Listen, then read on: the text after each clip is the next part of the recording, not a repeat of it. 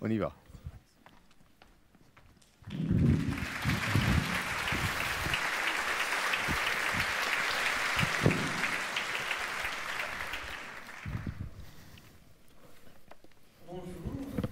Bonjour à toutes et à tous, chers abonnés de l'Opéra National de Paris.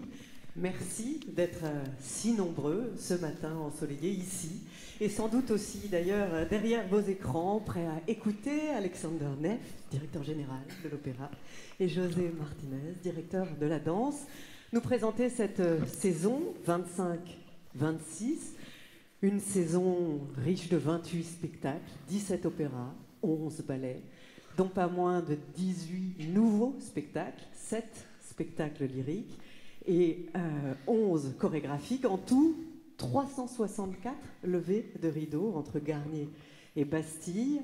Garnier, d'ailleurs, tout particulièrement fêté à l'occasion de son 150e anniversaire. On en parlera tout à l'heure. Place donc à la découverte, portée par cette phrase de Carmen, fil rouge de cette nouvelle saison, et surtout la chose enivrante, la liberté. Bonjour Alexander Neff. Bonjour Judith. Et bonjour José Martinez. Bonjour. Alors peut-être avant juste de passer en revue évidemment les productions de la saison prochaine, un mot quand même sur ce qui vous a donné envie de cette phrase et surtout la chose enivrante, la liberté. Déjà parce que c'est quelque chose de très très beau. La liberté. D'ailleurs, bienvenue à toutes et à tous, chers abonnés. Merci d'être là ce matin avec nous. Et du coup, je le dis souvent, nous ne sommes pas dans une démarche politique, parce que la liberté, dans le domaine politique, ça veut dire beaucoup de choses. Ah, encore. Ok, on reprend. C'est mieux comme ça. Portez la voix. C'est mieux comme ça. Ok. On reprend dès le départ. On reprend sur la liberté, cette belle idée de liberté. La liberté, c'est quelque chose de beau.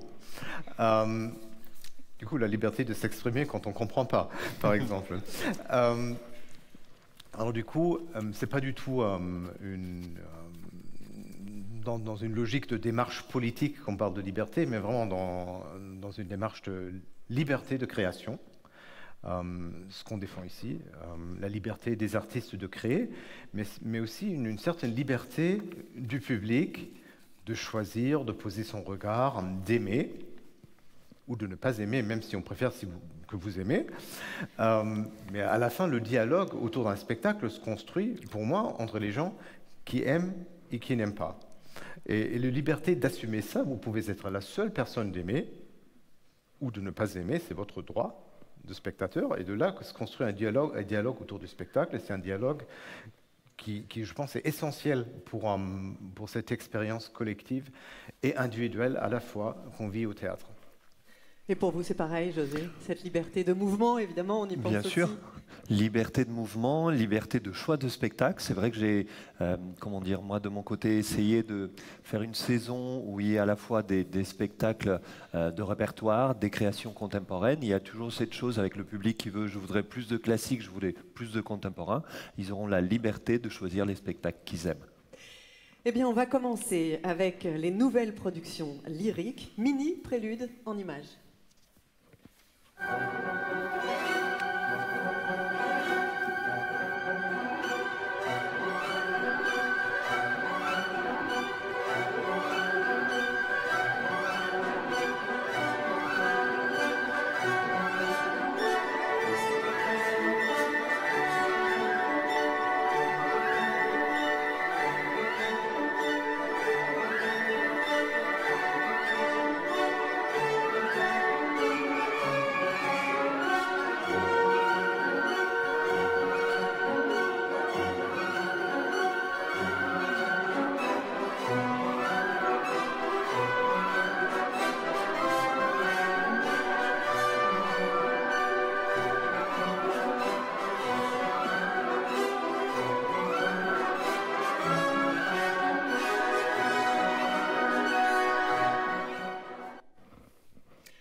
On va commencer par les nouvelles productions lyriques, cher Alexander. 7 nouvelles productions, et on se laisse porter par la musique. On commence par Wagner.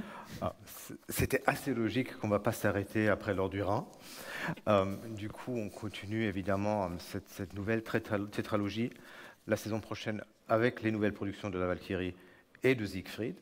Et sans secret, ça va continuer après, à l'automne 2026, avec la nouvelle production du Crépuscule des Dieux, et aussi de 2 cycles entiers du Ring au mois de novembre 26. Et on vous raconte ça pourquoi. Parce qu'on va ouvrir les ventes pour ces cycles assez bientôt, à partir du mois de novembre 2025, pour que vous puissiez tous vous procurer des places. Côté artistique, direction musicale, toujours de Pablo Heras Casado, la mise en scène, toujours de Calixto Bieto avec son équipe. Côté distribution, on continue avec les gens que vous avez rencontrés dans l'Or du Rhin. On espère qu'on n'aura pas 5 botanes sur cet spectacle comme on l'a eu pour l'Or du Rhin.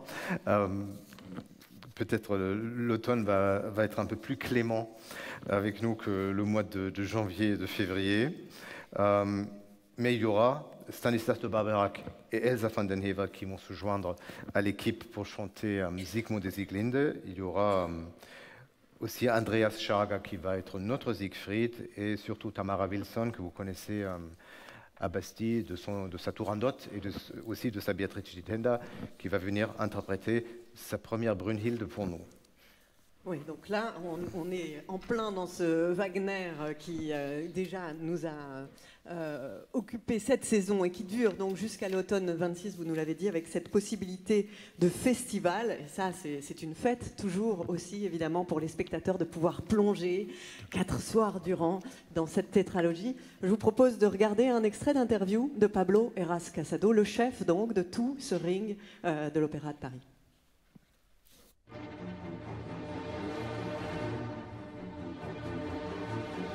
Le Ring, c'est une pièce mythique. Valkyrie, je pense que c'est raison, peut-être l'opéra la plus populaire des 2 cycles de l'anneau, et peut-être l'opéra la plus populaire de Wagner. Il y a beaucoup d'éléments qui apparaissent. Évidemment, il y a des leitmotifs qui ont été déjà avancés et créés dans Rheingold, mais il y a une richesse mélodique, des motifs qui apparaissent, qui commencent à se développer. Le parcours de Siegfried, c'est fascinant dans cet opéra. Depuis l'enfant, l'adolescent animal, naïf, incontrôlable, qui à la fin découvre les trahisons, perversions, et découvre Fafner. Et d'un coup, il découvre qu'il peut avoir peur seulement à travers l'amour. Et c'est vraiment fascinant du côté musical. Le premier acte, c'est un tour de force énorme, formidable pour tous, inclus l'orchestre. C'est un grand scherzo avec une force, une dynamique rythmique énorme. Il faut vraiment, à chaque fois qu'il y a un ring, n'importe où dans le monde, il faut y aller. Il faut découvrir, il faut redécouvrir. C'est vraiment le plus grand spectacle au monde. On est dans une des plus grandes maisons d'opéra au monde. Ça, quelque chose à ne pas perdre.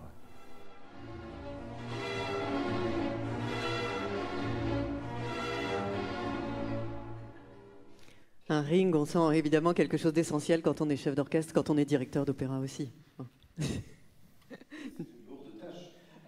À réussir, après, c'est aussi quelque chose qui mobilise tous les moyens de toute une maison et qui à la fin devient une fierté aussi, une fierté partagée avec vous, public. Peut-être juste pour vous dire aussi la raison pourquoi on fait ce ring ou les cycles entiers dans l'année 2026, c'est parce que l'année 26, c'est le 150e anniversaire de la tétralogie et il nous a semblé juste que l'opéra puisse proposer les cycles du Ring pendant cette année anniversaire. Alors, on va aussi découvrir une production de Aïda avec la première mise en scène pour l'Opéra de Paris de Shirin Neshat. Également aussi dans la distribution, les débuts par exemple de Dmitri Matvienko. Voilà, il y a beaucoup de débuts et c'est à souligner évidemment dans chaque saison des débuts de metteurs en scène, de chefs d'orchestre, de chorégraphes et de chanteurs. Cette Aïda alors, quelle est-elle? Qu'est-ce que vous nous promettez? Ce qui est intéressant, c'est qu'on reste vraiment exactement dans la même période. Verdi a écrit Aïda pendant que Wagner terminait le Ring. En même temps, je pense que pour le bon équilibre artistique et pour la santé mentale presque, qui dit Wagner, il faut qu'on dise Verdi, pour bien équilibrer les choses. Et donc Shirin Neshat, qui est une très grande artiste, vidéaste plutôt, iranienne, qui vit aujourd'hui aux États-Unis, qui va venir réaliser cette première mise en scène pour nous à l'Opéra de Paris, dirigé par Michele Mariotti et les débuts de Dimitri Matvienko, avec Sayoa Hernandez, Evmo Dubo, Piotr Bechala, entre autres. Oui, Grégory Kunder, enfin voilà, de très belle distribution. On écoute Shirin Neshat.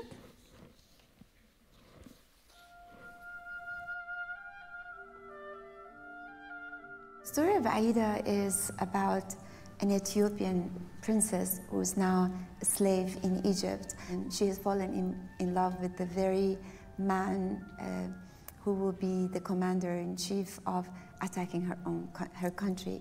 It's a deeply political but highly emotional story of love and of compassion, yet extremely brutal. My work is always about some forms of contradictions, opposite, paradoxes.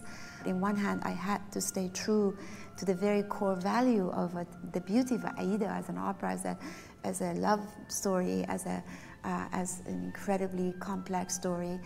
Who is the Occident and who is the Orient? Who is the savage and who is not? And it becomes very complicated, and in the right way, I think. I couldn't emphasize enough about how timeless I think the story of Aida is, and how universal it is. I really hope that this new edition of Aida will remind people of the power of Verdi, his music, but the complexity of the story. How a masterpiece could go on for centuries and be relevant.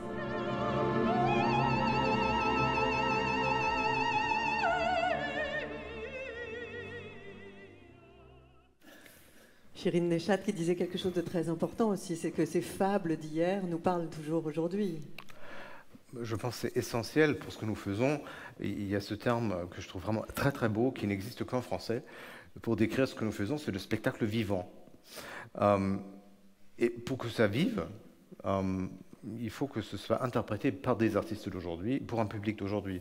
Et on ne peut pas échapper à la lecture des artistes d'aujourd'hui. Ce que je trouve vraiment très très beau, toujours à la danse comme à l'opéra, qu'on confronte des artistes d'aujourd'hui avec un matériel qui peut être assez ancien. Bon, dans le cas d'Aida, c'est 150 ans. Après, comme vous le savez très bien, on fait des œuvres qui ont presque 400 ans. Et que ça parle toujours aux artistes, que ça leur donne envie de les interpréter pour nous, pour vous. Je trouve ça toujours plus remarquable, du coup, la question de la contemporanéité. Je n'ai pas bien dit, mais vous savez ce que je veux dire. Si c'est contemporain ou pas, à la fin, la question ne se pose pas parce qu'il faut que ce soit contemporain au moment où on donne le spectacle. Pour le reste, on a les musées, on a les bibliothèques, on a les enregistrements, mais nous, par défaut, il faut qu'on reste dans l'aujourd'hui. On va rester dans l'aujourd'hui aussi avec Eugène Onegin, nouvelle production d'Eugène Onegin, qui est mise en scène par quelqu'un qui fait ses débuts aussi dans la maison, Ralph Fiennes, dirigé selon les périodes par Semyon Bishkov, Okeh Scaglione. On retrouvera des grandes voix là aussi. C'était un désir de longue date de refaire Onegin. On avait la belle production de Willy Decker à Bastille depuis un petit moment. Mais je pense que la dernière fois qu'on l'avait présenté ici à Garnier, c'était la production de Tcherniakov en 2008 ou 2009. Et donc on va présenter ici à Garnier une nouvelle production de Eugène Onegin de Tchaïkovski, avec Ralph Fiennes qui signera sa première mise en scène d'opéra, et notamment sur Semyon Bishkov qui a vraiment inspiré tout ce projet qui voulait encore une fois s'attaquer à une nouvelle production d'Onegin. Ralph Fiennes, quand même, c'est quelqu'un qu'on connaît souvent, qu'on n'attend peut-être pas comme metteur en scène d'Onegin. Après, on est là pour produire un peu l'inattendu aussi. Après, il faut aussi dire, on ne l'a pas engagé parce qu'il est bien connu, on l'a engagé parce qu'il a une passion pour ce matériel. C'est quelqu'un qui a interprété Onegin à l'écran, qui est un grand passionné, un grand connaisseur de Pouchkine, de toute cette culture russe, de toute cette art qui est tellement magnifique. Et il a fait une très belle immersion dans la maison. Ça va faire 2 ans environ qu'on travaille avec lui sur ce projet. Il est venu conduire plusieurs ateliers de travail avec les jeunes de l'Académie sur Onegin, qui étaient vraiment des semaines passionnantes qu'on a passées ensemble. Et j'ai vraiment hâte que ça se réalise ici sur le plateau de Garnier. Je vous propose de l'écouter.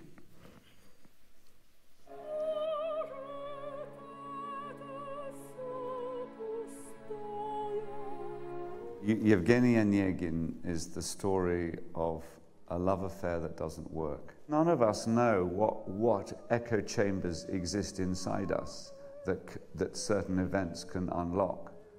Because I think as human beings, we're full of rooms that we don't know we have. Or we've closed the door on them and done that when we're young. The experiences of opera that have moved me the most is when I have felt deeply touched and moved and taken out of my world by the emotions and the force of music and emotion that reminds us of the beauty, the craziness, the complexity and the madness of being human, you know. And we go, great theatre, whether it's dramatic theatre, opera or even dance, should have this effect on us that our hearts are opened. Our thinking brain goes away and our hearts and our souls are touched and we can't speak. The best experience is when you can't speak for some time because you've been opened and changed and moved. And so that's the effect I would like it to have.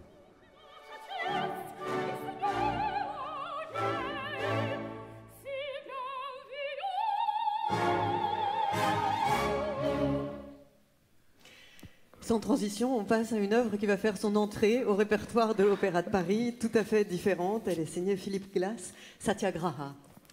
On reste à Garnier, mais je pense que c'est le seul lien entre Onegin et Satyagraha. Comme vous l'avez dit, Judith, c'est le premier opéra de Philippe Glass à intégrer le répertoire de l'Opéra de Paris, dont nous sommes très heureux, très fiers.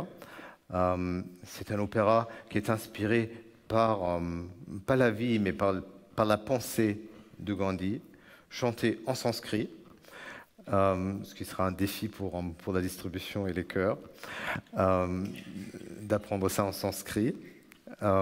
C'est aussi la première mise en scène d'opéra de quelqu'un que vous connaissez en fait de ce plateau, Bobby Jane Smith et Horst Schreiber, qui nous ont offert ce très beau ballet Pitt en 2023. Et moi, j'ai vu ce ballet et je me suis dit, les deux, ils ont un opéra en eux. Et donc, quand cette possibilité s'est produite de mettre sur l'affiche Satyagraha de Glass, je les ai appelés et ils ont accepté. Eh bien, je vous propose qu'on regarde justement un extrait d'une interview de Bobby Jane Smith.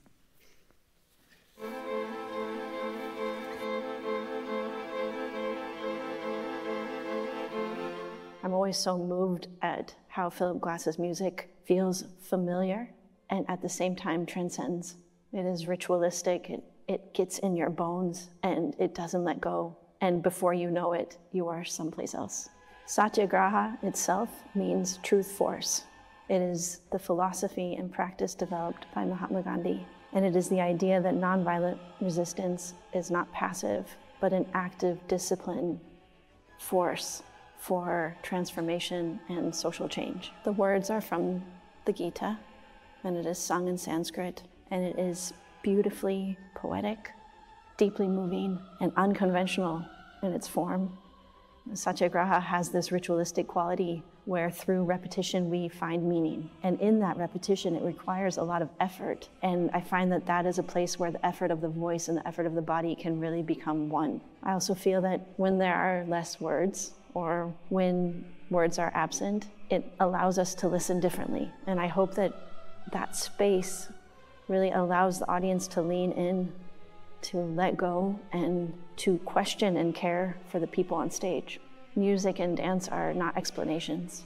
They are invitations to look in at people more closely and to feel for them.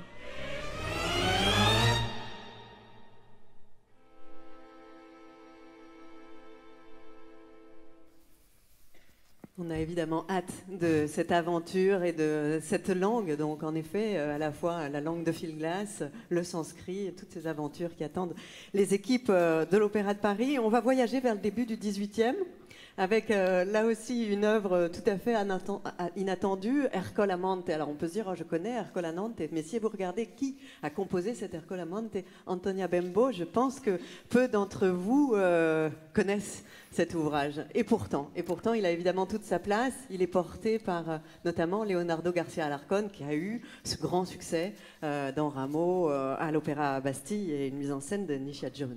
Qu'est-ce que c'est que cet Ercole Amante? Alors, un jour, Leonardo m'appelle, il me dit, j'ai trouvé un opéra, il faut que je te le joue. Alors, il est arrivé avec la partition de cet Ercole Amante. On s'est mis dans une salle de répétition à Bastille et il m'a joué cette pièce qui donc a été commandée en 1707 par Louis XIV d'Antonia Bembo, qui est une compositrice vénitienne qui vivait à Paris. Et Louis XIV lui a donné le même livret que Cavalli, 40 ans plus tôt, avait mis en musique pour célébrer les noces de Louis XIV. L'opéra a été composé, mais à cause de la maladie du roi, elle n'a pas été donnée. Et elle sombrait dans les archives de la BNF jusque Leonardo l'a trouvée. Et c'est une pièce vraiment remarquable, si vous vous souvenez, de la Médée de Charpentier, qui est un peu à mi-chemin entre une musique qui est un peu plus italienne et une musique vraiment très à la tragédie lyrique, à la Lully.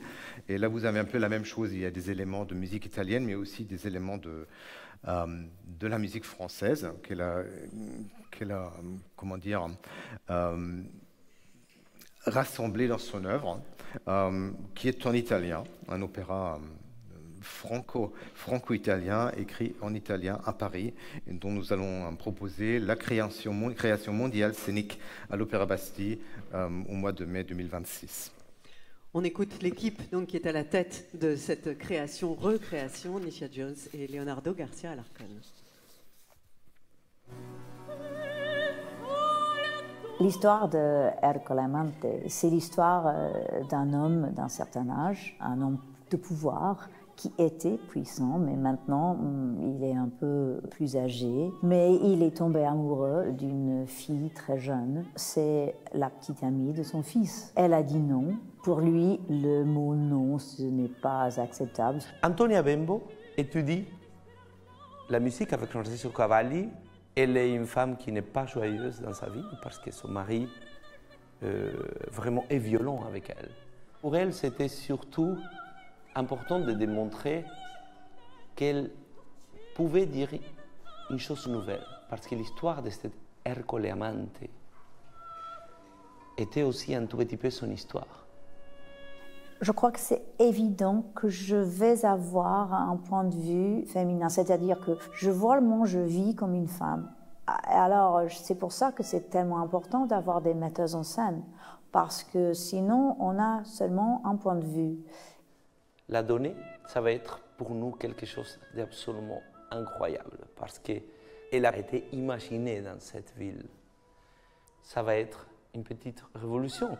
C'est comme si Antonia Bembo, elle est vivante, elle est entre nous.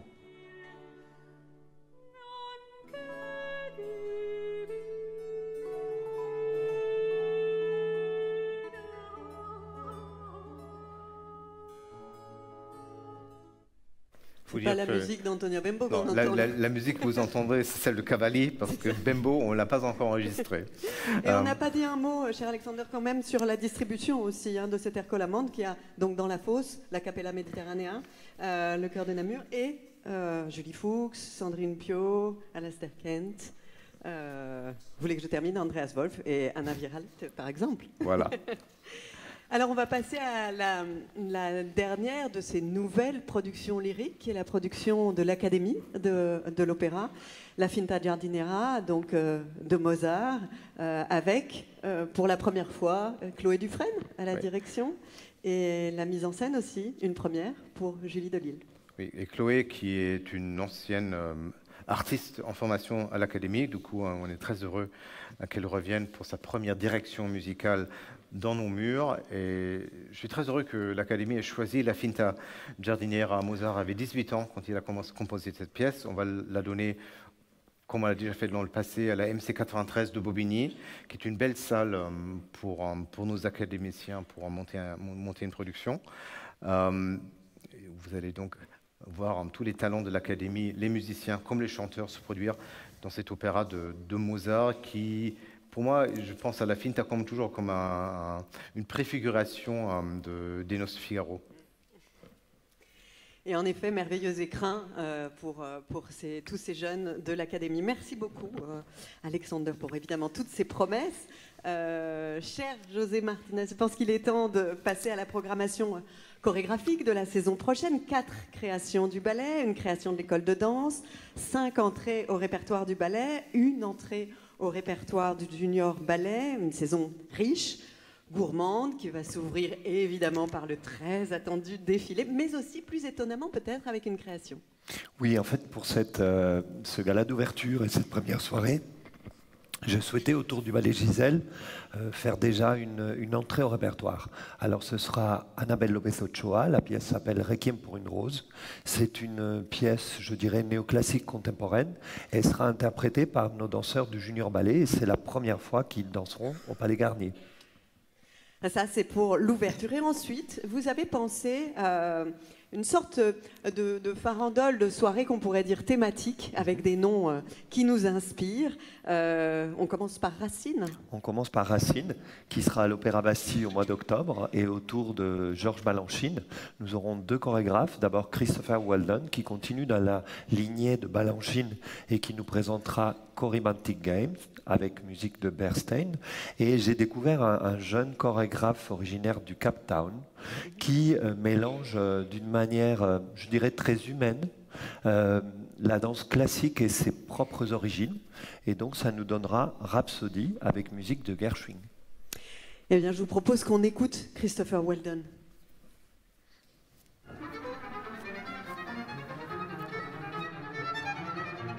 The name Choreomantic Games came from a review that I read about the conducting of Leonard Bernstein, and in the review by Virgil Thompson he described Bernstein as conducting with choreomantic ecstasy. I was so interested in this term, so I looked up the choromants and found that they were that it suggested that they were sort of subordinate deities of, you know, the great mother god. So in ancient Greece. So I loved this word, choromantic, and then combine that with games suggesting the first Olympics, because the ballet itself, even though the music was written after Plato's Symposium, which of course is about, you know, many ideas about love, it suggests both the romance and some of those ideas from the Symposium, but also the physicality of the ancient Greeks and the first Olympic Games. I love contemporary ballet. I love a lot of the innovation that's being made, but there's a lot of it, and there's not so many young choreographers who are coming up using the point shoe. I think it's still a very beautiful, relevant art form. It actually really was a dream to have my first ballet performed here. I expect that I will have a very, very nice experience here again. I did last time. I can't imagine that it would be any different.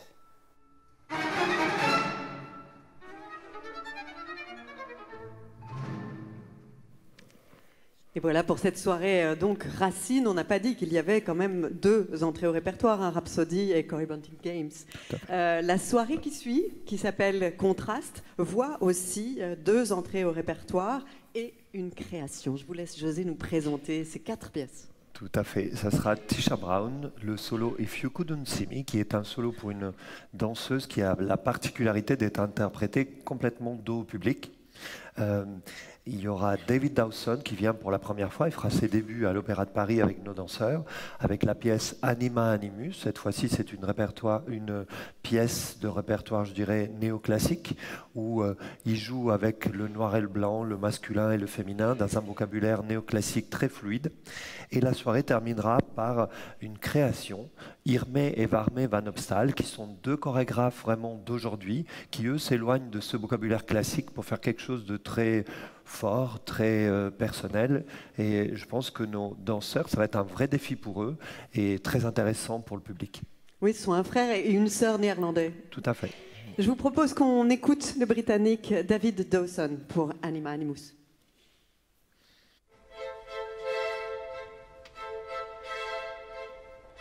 When I listen to the music, I'm sure it's the same for everybody. You see pictures in your mind.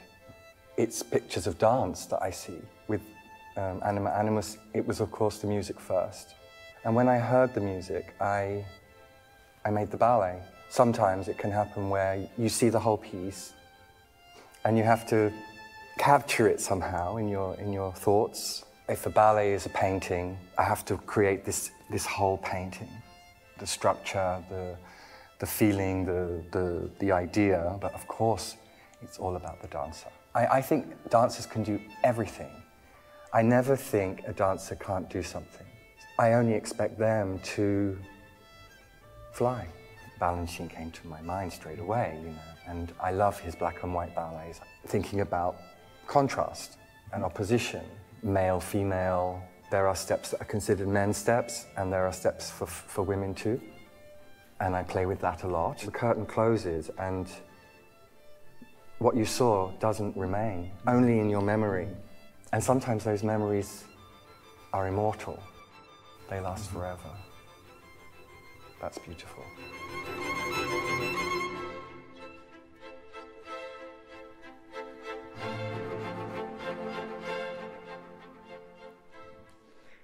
Définitivement avec David Dawson, une sorte de réponse à cette beauté de la liberté, avec tout ce qu'il vient de nous dire.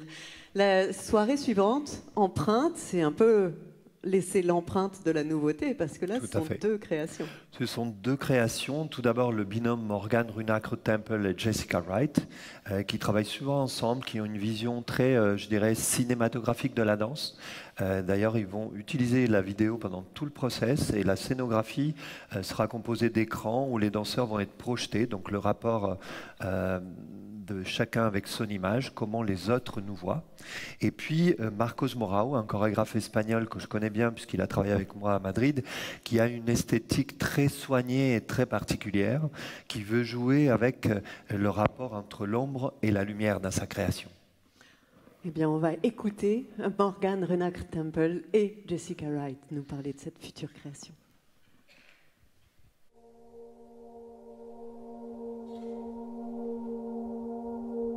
It's a very contemporary story of our times about all of our relationship with technology and, you know, how technology is not necessarily respecting those traditional boundaries that we used to have. When our image is published and we no longer have control over it or our relationship to it changes. And so I think we're thinking about following what happens to this individual within a community of people. It probably is quite a dramatic arc in a way, hopefully.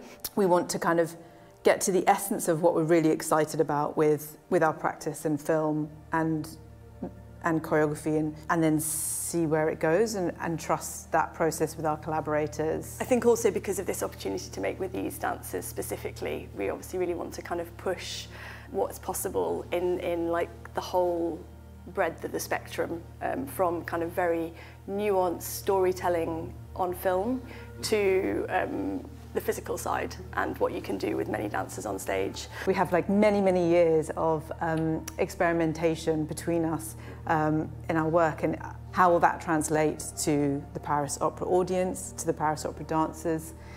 Feels like a real like landmark in our journey.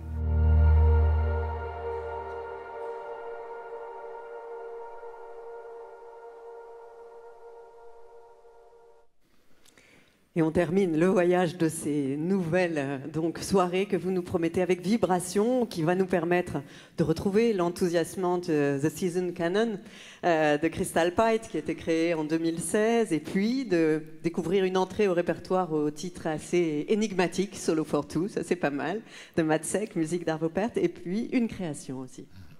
Ce sera Michaela Taylor, donc une jeune chorégraphe américaine qui, elle est, après avoir commencé par de la danse classique, s'est tournée vers le hip-hop. Donc ça sera à nouveau une nouvelle aventure pour nos danseurs et pour notre public de découvrir sa pièce Dream This Way.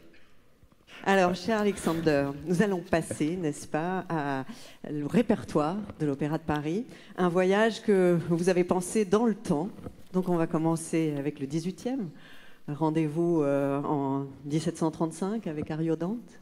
C'est ça. On va vous présenter rapidement en ordre de composition les 10 œuvres du répertoire lyrique que constitue la saison 25-26 en complément d'une nouvelle production. Évidemment, dans la saison, c'est bien mélangé, comme toujours. Mais la saison ouvre ici à Garnier en septembre avec cette reprise d'Ario Dante. Et je voulais juste dire que, évidemment, qui dit œuvre de répertoire ne dit pas que ce sont des œuvres ou sont des redites, parce qu'évidemment, les distributions sont différentes. C'est donc retrouver la joie de retrouver ou de découvrir une mise en scène qu'on avait vue ou pas vue, mais c'est aussi, évidemment, la joie de découvrir une lecture musicale avec, vous allez l'entendre, en fausse comme sur le plateau, des distributions 4 étoiles. Voilà, excusez-moi, mais c'était important de le dire. Très important, et on reste, comme on s'est dit avant déjà, dans le moment, dans l'aujourd'hui. Et donc c'est Ario Dante qui marquera les débuts de Raphaël Pichon et de son ensemble Pygmalion à l'Opéra de Paris. Toujours la mise en scène de Robert Carson que vous avez vu en 2023, avec entre autres Cecilia Molinari dans le rôle titre, Jacqueline Stacker en Ginevra, Sabine de Viel en Dalinda et Christophe Dumont dans le rôle de Polinesso. Noces de Figaro ensuite. On passe à la fin du 18e avec la reprise des Noces de Figaro, toujours dans la mise en scène de Nisha Jones et toujours ici à Garnier, dirigé par Antonello Manacorda avec l'Orchestre de l'Opéra, avec Sabine de Viel en Suzanne, Gordon Bintner en Figaro, Léa Desandré en Cherubino, et notamment les débuts de Christian Gerhaher dans le rôle du comte, et le début de Hannah Elisabeth Müller qui va nous chanter sa première comtesse. Et aussi à noter que les 2 dernières représentations, le 25 et 27 décembre 25, seront interprétées par les artistes de la troupe lyrique, ce qui est une première. Ah oui, ça c'est un beau cadeau de Noël. Et c'est le plaisir de retrouver que Sabine de Viel et Gordon Bintner, les actuels Mélisande et Golo, en ce moment même de Péléas. Alors on change de siècle, 19e siècle, et on commence sur la Lune. On commence sur la Lune, pas en ordre de composition. On termine sur la Lune d'une certaine façon. Bon d'accord, j'ai pris le truc à l'envers. C'est vrai, vous avez raison, Traviata en 1. Mais on commence avec la reprise, ici à Garnier, de La Cenerentola, la mise en scène de Guillaume Gallienne, avec les débuts de Vassilissa Berjanskaya, et puis Gaël Arquez qui va reprendre son rôle d'Angelina, avec aussi Lawrence Brownlee, que vous venez d'entendre dans Les Puritains à Bastille, et aussi Hugh Montagu Randall, qui sera Dandini, qui vient de terminer cette très belle série de Péléas et Mélisande. Et tout ça sous la direction musicale d'Enrique Mazzola, qui va faire ses débuts à l'opéra. Ensuite, donc, Traviata. Traviata, on va retrouver Simon Stone. À l'Opéra Bastille, avec les débuts de Marta Gordalinska en Fausse, avec Aida Garifulina et Priti Yende, entre autres, aussi avec Ludovic Tézier, Roman Bourdenko, Xavier Andoaga, René Barbera. Oui, et vous l'avez dit, les débuts en Fausse donc, de Martha. Ensuite, on continue avec le bal masqué. On reste avec Verdi et son bal masqué, la mise en scène de Gilbert de Flot, cette fois-ci dirigée par Speranza Scapucci, avec notamment Anna Netrebko et Angela Mead qui se partagent le rôle d'Amelia, mais aussi avec Matthew Polenzani, Igor Golovatenko et Ludovic Tézier dans le rôle de Renato.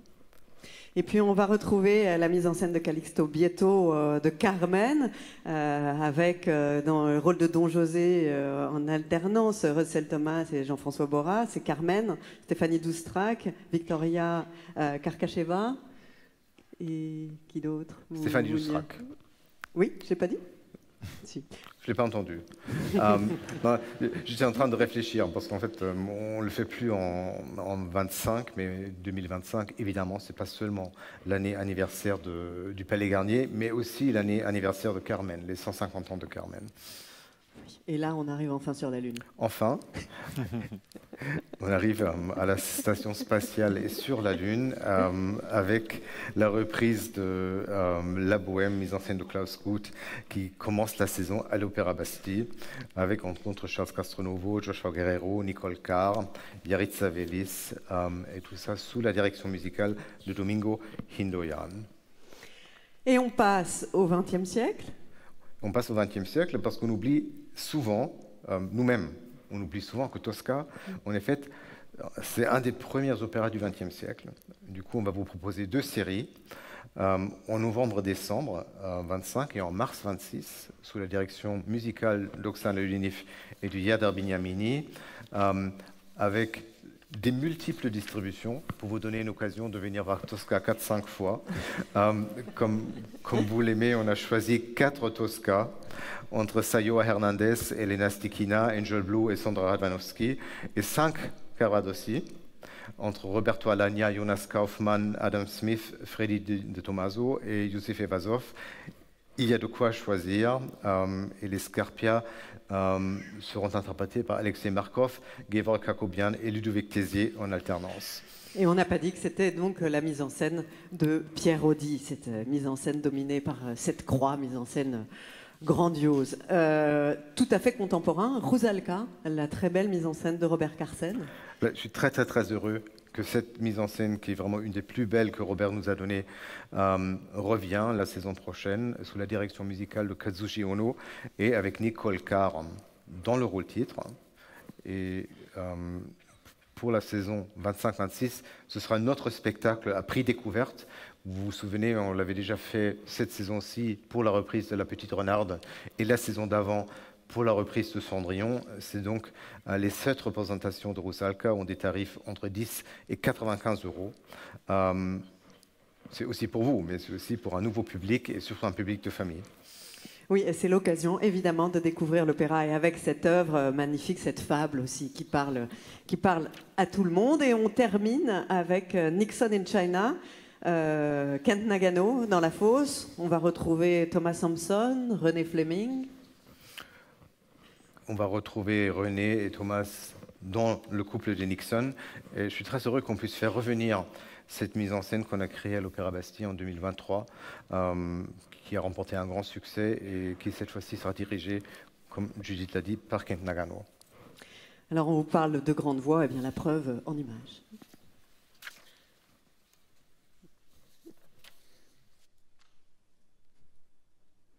Et voilà tous. Enfin, tous, non. Quelques-uns. Certaines et certains. Certaines et certains.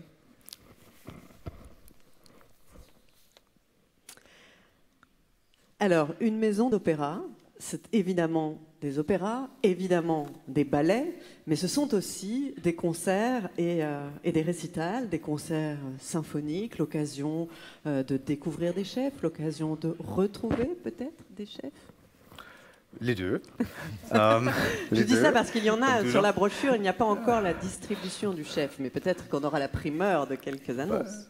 Nous sommes très heureux que, comme en 2023, l'orchestre va commencer sa saison au Pays Basque. Alors du coup, si vous y séjournez pour votre été, prévoyez de venir nous voir fin août, soit à Saint-Sébastien ou à Saint-Jean-de-Luz, avec un programme qui sera dédié assez logiquement à Maurice Ravel, mais aussi à Thomas Hadès. Tout ça sous la direction musicale de Thomas Hadès, avec Kirill Gerstein au piano. Ensuite, il y aura 2 concerts à la Philharmonie de Paris. D'abord le 16 mars 2026, dirigé par Marek Janowski dans un programme Mozart-Bruckner. Et surtout le 22 mai, on va présenter avec les chœurs de l'opéra, préparés par Ching Lien Wu et Penepati en soliste ténor, la Grande Messe des Morts, le Requiem d'Hector Berlioz. Et ce concert marquera le retour de Philippe Jordan à l'opéra 5 ans après son départ de la direction musicale. Et je suis vraiment très heureux que Philippe va revenir pour diriger ce concert. Un gala lyrique aussi, gala lyrique avec Anthony Ross-Costanzo, qui est la tête d'affiche de Satyagraha. Aussi, le grand contre-ténor américain Anthony Ross-Costanzo qui sera à l'affiche pour ce gala lyrique du 14 novembre au Palais Garnier, avec des œuvres de Handel et Philippe Glass, dirigé par Karen Kamensek, et qui aussi est la tête d'affiche, on n'en a pas parlé, en fait, il est la tête d'affiche de Satyagraha, et Philippe Glass est d'accord qu'on puisse refaire son Satyagraha qui est écrit pour ténor avec un contre-ténor. Du coup, c'est une petite création aussi.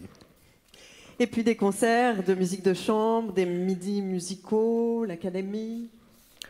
Tout ça, comme d'habitude, 9 concerts de musique de chambre, 13 concerts en rencontre avec les musiciens et les artistes de chœur de l'Opéra au Studio Bastille à un tarif de 5 €, c'est imbattable.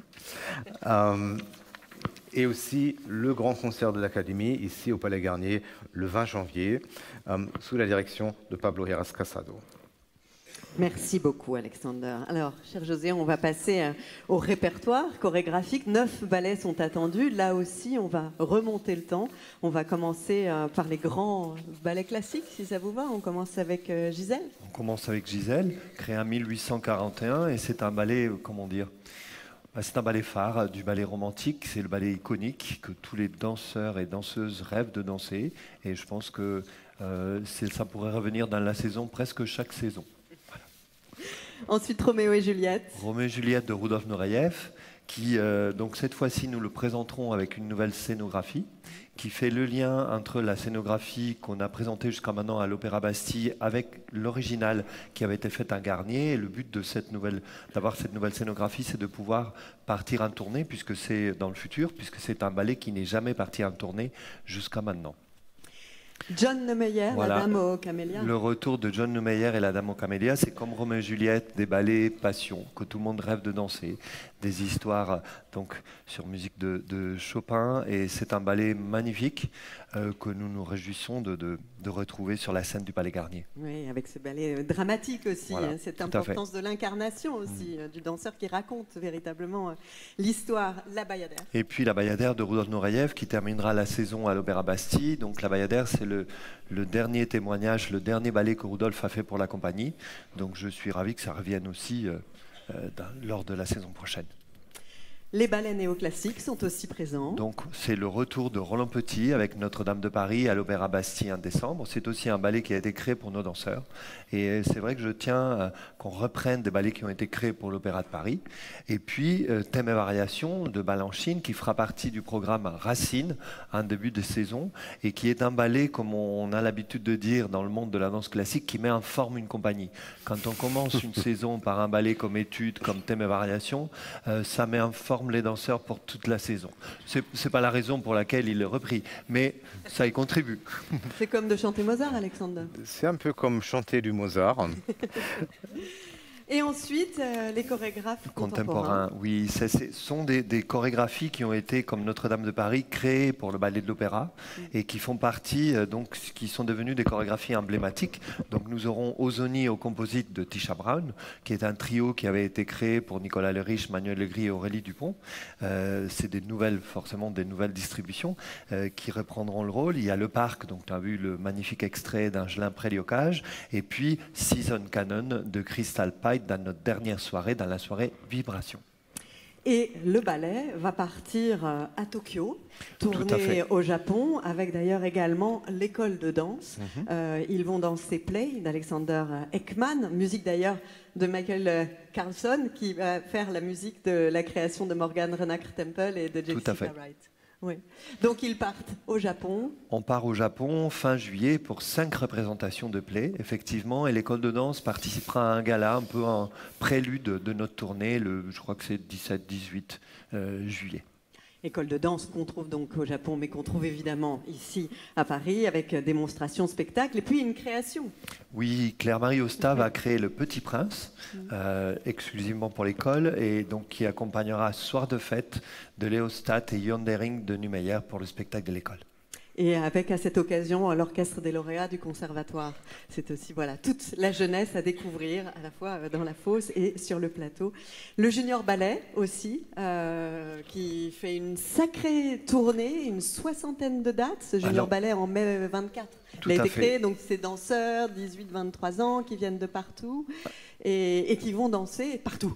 Voilà, c'est un peu le principe. En fait, ils font 2 années de formation. Donc cette première année était plus axée sur la partie formation. Ils sont en train de danser dans la Belle-Voie d'Ormans juste en ce moment. Et à partir du mois de mai, commence la programmation hors les murs, qui va les amener en région et qui va les amener aussi à l'international. Il y a presque une 60aine de dates prévues. Alors je le disais tout à l'heure, Garnier spécialement fêté avec le 150e anniversaire de Garnier. Ce sont des célébrations, cher Alexander, expositions, rencontres. Qu'est-ce que vous allez faire après le très beau gala ? qui est un bon début pour cette année anniversaire et qui vit d'ailleurs toujours sur la plateforme et à la télé. Et on a rarement fait des événements ici qu'on a pu transmettre et capter qui ont une résonance si grande un peu partout en France. Du coup, on se réjouit vraiment du succès de ce beau gala du 24 janvier. Il y aura quelques autres événements. D'abord, une exposition ici à Garnier dans les espaces de la BNF qui va s'appeler Le mythe du Palais Garnier, du 14 octobre 25 au 15 février 2026, mais aussi au mois de novembre, le 22 et 23 novembre précisément, un cycle de rencontres qui s'intitule Le Palais Garnier, objet de tous les fantasmes. Et un quota de places sera réservé à nos abonnés. La transmission, la formation, c'est évidemment au cœur du projet de l'opéra. Il y a l'apprentissage de l'orchestre, il y a Opéra en Guyane. C'est au cœur du projet. C'est sûr que nous n'allons pas abandonner nos missions en faveur de l'ouverture à vraiment tous les publics. Judith en a mentionné deux. Le programme ADO qui va entrer dans sa 3e saison nous est très très cher. Comme vous le savez, c'est un orchestre, plusieurs orchestres de jeunes composés des jeunes des conservatoires de Paris et du nord de l'Île-de-France. On a prévu pour cette nouvelle saison, dans le cadre de la saison France-Brésil, un échange avec des jeunes musiciens de Guri. Alors qu'est-ce que Guri? Guri est un programme d'éducation musicale dans l'État de Sao Paulo au Brésil qui propose un parcours de formation à plus de 100 000 enfants et adolescents depuis 1995. Et donc à l'occasion de cette saison France-Brésil, ADO va accueillir une quarantaine de jeunes musiciens de Guri. Ils vont participer à des stages, des rencontres professionnelles, des visites dans le théâtre, mais surtout, ils vont faire un concert ensemble au Grand Amphithéâtre de la Sorbonne le 12 juillet 2025. L'Opéra en Guyane entre aussi dans sa 3e année. On a fait en Guyane plus de 330 ateliers gratuits de danse et de chant jusqu'ici, et c'est vraiment très important pour nous que c'est un programme qui continue. Et il y a aussi quelque chose de très important, c'est le lien avec le public, le lien direct avec des occasions peut-être un peu plus intimes aussi de partager la programmation. Je pense à tous ces espaces d'échange, de rencontres sous différentes formes, les rencontres Toi Toi Toi, les grands entretiens qui sont une nouveauté aussi. Oui, on a, vous le savez, lancé cette saison-ci un cycle de conférences autour des nouvelles productions de ballet et d'opéra qui s'appelle Toi Toi Toi, qui va donc commencer sa 2e saison. Et on s'en réjouit. Et en nouveauté, il y a une nouvelle série de grands entretiens avec nos artistes créateurs, chorégraphes, metteurs en scène, chefs d'orchestre, que José et moi ont mené, qui sont filmés, et qui vont se retrouver donc sur le site de l'Opéra pour vraiment mieux comprendre, mieux découvrir encore les nouvelles productions de la saison. On va en regarder un extrait et c'est l'occasion aussi pour moi de dire que ces grands entretiens qui sont menés par vous deux, c'est aussi montrer que le travail de direction, c'est construire des projets, imaginer avec les artistes des projets. C'est évidemment le cœur de votre métier. On regarde un extrait de ces grands entretiens.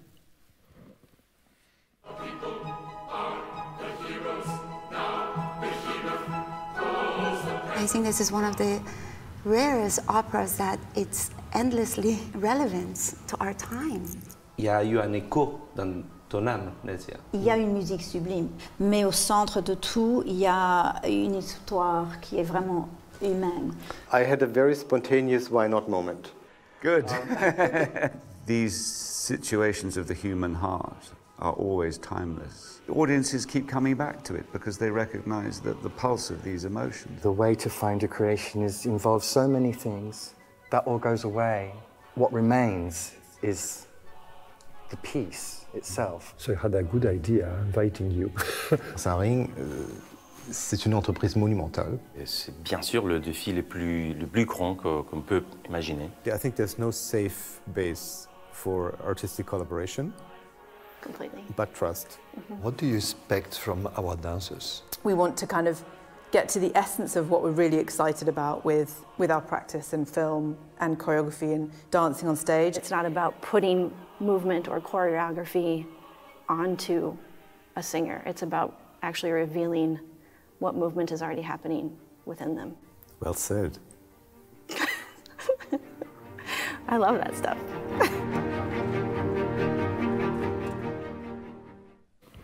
Alors merci beaucoup à tous les deux. Vous restez là évidemment parce que dans un instant nous allons avoir un moment d'échange avec vous. Mais avant, une dernière séquence essentielle qui vous est tout particulièrement dédiée. Regardez.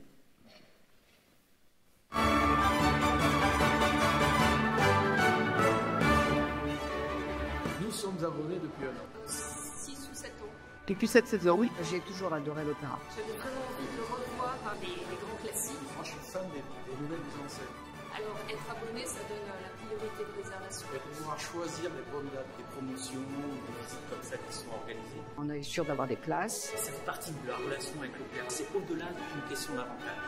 Quelle est l'émotion? La dernière mise en scène qu'on a vue sur le mariage de Figaro, j'ai adoré. C'est d'être emporté par la musique. C'est l'impression d'être parfois dépassé par un spectacle. C'est un rapport au temps qui change. C'est grandiose. Arrête de lui passer les questions. Donc ça c'est très bien parce que de toute façon on va se regarder.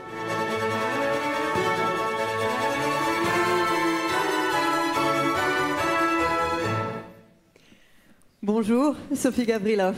Bonjour. Merci beaucoup d'être là. Vous êtes la directrice de l'expérience spectateur du marketing. Alors quel plaisir tout particulier pour vous, évidemment, de ce public ce matin. Absolument. Merci à tous d'être là. Nous sommes très heureux de vous accueillir. Vous êtes notre public cœur, si cher à l'opéra, depuis 150 ans, puisque au Palais Garnier, vous avez déjà votre rotonde, la rotonde des abonnés. Donc on est très, très heureux de cela. Vous êtes aussi fidèles. À plus de 80%, vous vous réabonnez d'une saison sur l'autre. Et vous êtes maintenant près de 15 000. Donc très, très impressionnant. Pourquoi on s'abonne à l'opéra ? Ah, bonne question. Alors, on a vu quelques raisons qui ont été exprimées, mais je dirais qu'il y a 3 grandes motivations qui reviennent des témoignages que nous entendons. Première motivation, les tarifs préférentiels. Tarifs sur les spectacles, bien sûr. On reviendra sur les différentes formules, mais voilà, des réductions qui sont accordées en fonction des formules qui sont choisies. Des réductions aussi sur la plateforme de streaming, le Paris Opéra Play, Pop, 50% pour les abonnés, et également sur toutes les activités complémentaires de l'opéra, les visites, Palais Garnier, Bastille, la boutique ou bien encore le restaurant du Palais Garnier. La deuxième motivation à s'abonner sont les services personnalisés. Vous avez une équipe dédiée de 11 personnes qui est à votre service par mail, par téléphone ou par courrier. Vous avez également des priorités de réservation, très important, surtout aujourd'hui. Aujourd'hui, ouvre les abonnements pour les abonnés de la saison 24-25 à 15h, avec une priorité jusqu'au 22 avril, par exemple. Mais aussi des priorités de réservation pour les autres événements que nous pouvons organiser, comme par exemple les conférences Toy Toy Toy, avec aussi des places dédiées sur les spectacles des danseurs chorégraphes ou les cours publics du ballet ou de l'école de danse, par exemple. Ou sur les offres. L'offre grand public de début d'année, les 4000 places à partir de 35 €. Les abonnés ont une priorité pour prendre ce type d'offre. Voilà. L'échange gratuit aussi, par exemple. Oui, l'échange gratuit, absolument. Ça, c'est très important. Sinon, c'est 10 €. Donc, voilà. J'enlève? Non, je garde. Double micro. Voilà. Et la troisième... c'est mieux. Merci. Je ne vais pas tout refaire, mais le cœur y est. Et la troisième série d'avantages, c'est l'expérience qui est enrichie. Alors, c'est vraiment quelque chose qu'on cherche à développer. C'est une expérience qui est enrichie à l'opéra pour, par exemple, la visite guidée de l'exposition Les Bijoux de Seine, qui a eu lieu en début d'année. Mais c'est aussi chez les partenaires. On a plus de 50 partenaires, 50 offres avec plus de 20 partenaires. Ça peut être des visites de lieux comme le théâtre, le Palais de Chaillot, ça peut être des visites guidées, d'expositions, ça peut être des tarifs réduits sur des spectacles aussi, à la Comédie Française, à l'Odéon, ou bien des tarifs réduits sur des cartes, par exemple la carte Paris Musée. Voilà. Ça, c'est une équipe qui développe... En fait, on a un programme de fidélité qui s'étoffe au fil du temps. C'est un peu comme, on le voit un peu comme un jardin qu'on cultive précieusement. Voilà. Alors, vous l'avez évoqué rapidement, mais voilà, les différentes formules d'abonnement. Oui, alors on a 4 formules principales d'abonnement qui sont toutes avec des réductions. L'abonnement principal, c'est l'abonnement libre. Il est pris à plus de 80%. Nos abonnés ne s'y trompent pas. Il offre beaucoup de flexibilité. C'est 4 spectacles au choix et les réductions sont appliquées directement au spectacle. Et à partir de 6 spectacles, 5% de réduction supplémentaire se cumulent. Ça, c'est l'abonnement classique, l'abonnement libre. L'abonnement grand classique remplace cette année l'abonnement découverte. C'est pour les personnes qui ont moins envie de choisir, qui sont plus guidées. Et sur l'abonnement grand classique, une réduction automatique s'applique sur tous les spectacles de 20%. L'abonnement jeune, pour les moins de 28 ans, est remanié cette année. Il devient un peu comme l'abonnement libre des jeunes. 3 spectacles à choisir parmi une sélection de dates très large, mais sur toute la saison, et une réduction qui correspond à peu près à moins 50%, ce qui donne un ballet à 16 € et un opéra à 25 €. Donc en fait, on peut être abonné de l'Opéra de Paris jeune à partir de 48 €. C'est vraiment intéressant. L'abonnement groupe, bon là c'est pour les associations, les CSE, les groupes d'amis de plus de 10 personnes, 4 spectacles, 10 places minimum, moins 20%.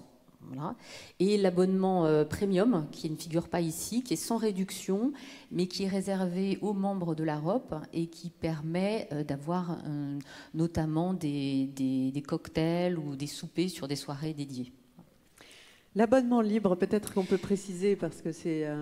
Oui, c'est important de bien comprendre. L'abonnement libre, la mécanique de réduction est reconduite, donc ça ne change pas. Et c'est toujours à partir des 4 spectacles choisis, les réductions au spectacle s'appliquent. Et donc, soit pas de réduction, 15% ou 25%. Et à partir de 6 spectacles, comme je le disais, 5% supplémentaires se déclenchent. Donc le 0 devient 5%, le 15 devient 20% et le 25 devient moins 30%. Les petits focus sur le grand classique. Voilà, donc le grand classique, vous l'avez compris, c'est le choix des spectacles présentés. Donc c'est à l'Opéra Bastille, le choix est déjà fait pour vous. Et la réduction est unique de moins 20%. Donc on voit, il y a 3 compositions possibles, 4 opéras, 3 opéras et un ballet, ou bien 2 ballets, 2 opéras. Et alors, qu'est-ce que vous proposez, chère Sophie, pour les publics en situation de handicap ?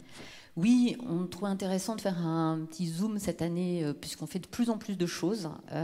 3 grands piliers de la proposition. D'abord, des dispositifs spécifiques pour accompagner les spectacles. Les personnes aveugles ou malvoyantes, pour elles, nous étoffons l'offre en audio-description. La saison prochaine, nous aurons 7 opéras et 2 ballets en audio-description et toujours un programme à l'amphithéâtre avec l'Académie qui va être également proposé en audio-description. Pour les personnes en situation de handicap psychique, nous poursuivons les séances dites relax dans les grandes salles à l'Opéra Bastille, au Palais Garnier et également à l'amphithéâtre d'Olivier Messiaen. Avec le dispositif relax, ce sont des dispositifs d'accueil bienveillants et inclusifs au code assoupli qui permettent aux personnes concernées, alors c'est 10 personnes par séance environ, de vivre leur spectacle, vraiment d'en profiter et de vivre leurs émotions sans crainte d'être jugées. Pour les personnes sourdes ou malentendantes, là c'est l'Académie qui propose un dispositif de plus en plus étendu avec des spectacles traduits en langue des signes, des spectacles avec des surtitrages adaptés et le prêt de gilets vibrants, gilets SOPAC. Voilà. Et enfin, pour les personnes à mobilité réduite, nous travaillons à améliorer l'accessibilité de nos salles, de créer des places. Et nous prêtons également des fauteuils roulants pour les personnes qui le souhaitent dans nos 2 théâtres. Voilà. La deuxième partie sont les conditions tarifaires. C'est la nouveauté cette année. Pour les personnes détentrices d'une carte invalidité ou une carte mobilité inclusion mention invalidité, donc la carte invalidité 80%, une réduction sur toutes les places de moins 50% s'applique à partir de la saison prochaine. Donc c'est valable évidemment pour les abonnements, pour la personne qui est abonnée et pour son accompagnateur. Mais c'est valable aussi pour toutes les places de toute la saison.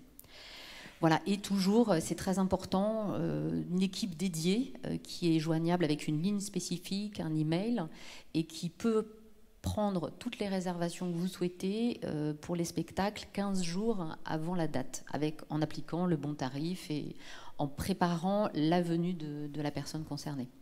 Et puis une dernière petite question, parce qu'Alexander nous a parlé évidemment tout à l'heure de ce festival Ring. Est-ce qu'il y a quelque chose de spécifique pour les abonnés? Est-ce qu'ils ont aussi, je sais pas, une facilité ou quelque chose? Oui, alors on est très heureux de cela. Avant de dévoiler tout le programme d'activités ou d'animations autour des 2 festivals qui vont être présentés en 2026, on peut déjà vous annoncer que pour les abonnés de la saison 25-26, une réduction s'appliquera de moins 15% sur les réservations du festival Ring de 2026. Ouverture des ventes en novembre 2025 et une priorité de réservation sera également possible. On regarde en image ? Avec plaisir.